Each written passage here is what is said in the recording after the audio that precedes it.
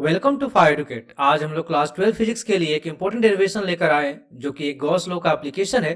और वो एप्लीकेशन क्या है? Electric field due to uniformly charge infinite plane sheet. हमें बेसिकली क्या करना है, इनफाइनाइट प्लेन शीट की वजह से गॉस लॉ को इस्तेमाल करके इलेक्ट्रिक फील्ड पता करना है। कैसे करेंगे हम लोग वो देखते हैं। तो ये हमारा डायग्राम है, ये हमारा क्या है, इनफाइनाइटली लार्ज प्लेन शीट है।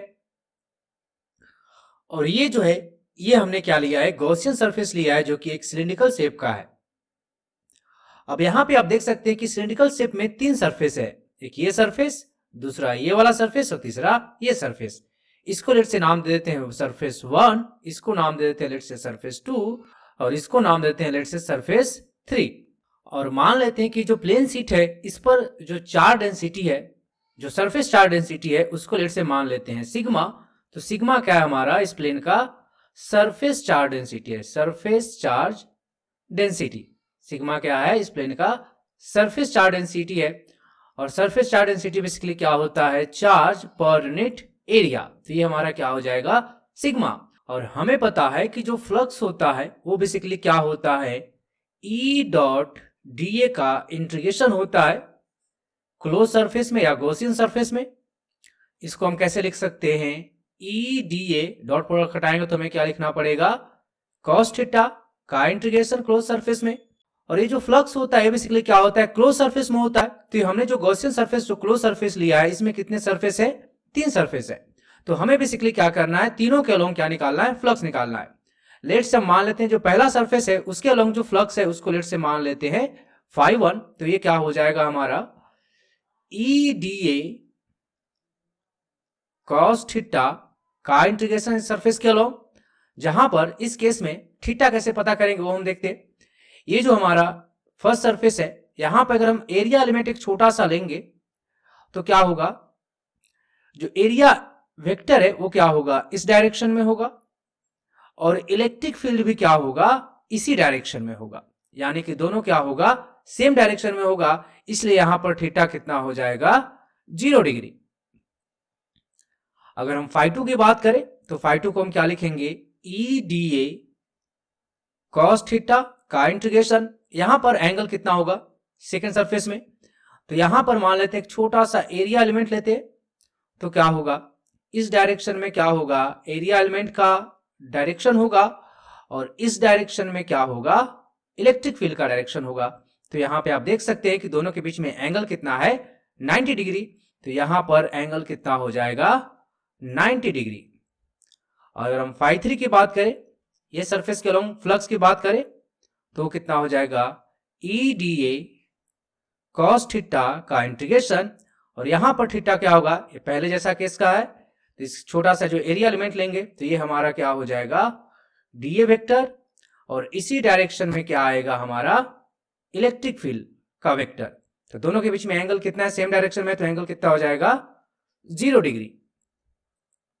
तो यहां पर अगर हम टोटल फ्लक्स की बात करें, टोटल फ्लक्स की अगर हम बात करें तो टोटल फ्लक्स क्या होगा, लेट्स से इसको बोल देते हैं फाइनेट।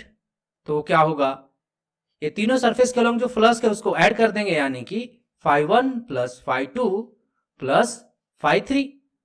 φ1 कितना है हमारा, E D A cos theta कितना हो जाएगा, 0 डिग्री का इंटीग्रेशन। φ2 कितना है, ई डी ए कॉस, ये कितना हो जाएगा यहां पर थीटा, 90 डिग्री का इंटीग्रेशन।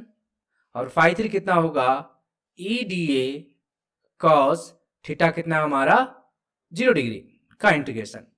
और यहां पे आपको पता होगा कि जो कॉस थीटा होता है, कॉस जो 90 होता है उसका वैल्यू क्या होता है, 0। तो 0 को मल्टीप्लाई करेंगे किसी से तो क्या हो जाएगा, 0। तो ये टर्म बेसिकली क्या हो जाएगा हमारा, 0। और आपको ये पता होगा कि cos 0 क्या होता है, 1। तो इसका वैल्यू 1 हो जाएगा, इसका वैल्यू 1 हो जाएगा। तो यहां पे क्या आ जाएगा हमारा, ई डी ए कॉस 0 क्या हो जाएगा, 1।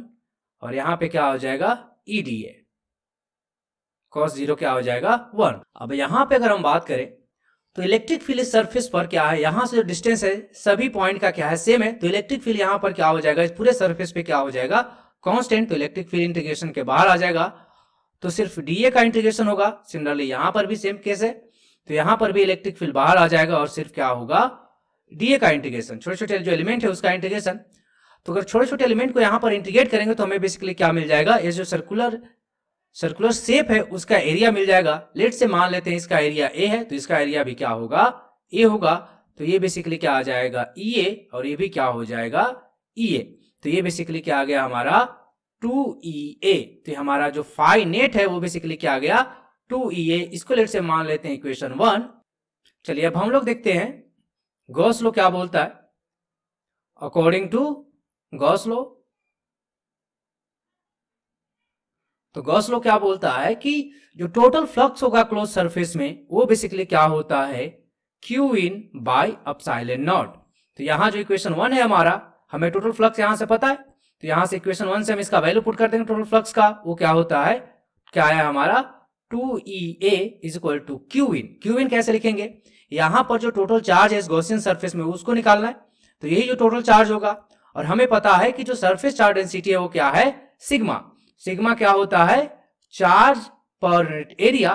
तो टोटल चार्ज क्या आ जाएगा हमारा, सिग्मा इंटू एरिया। इसको हम इस्तेमाल कर लेंगे यहां पर। तो टोटल चार्ज क्या हो जाएगा, sigma into area by epsilon not.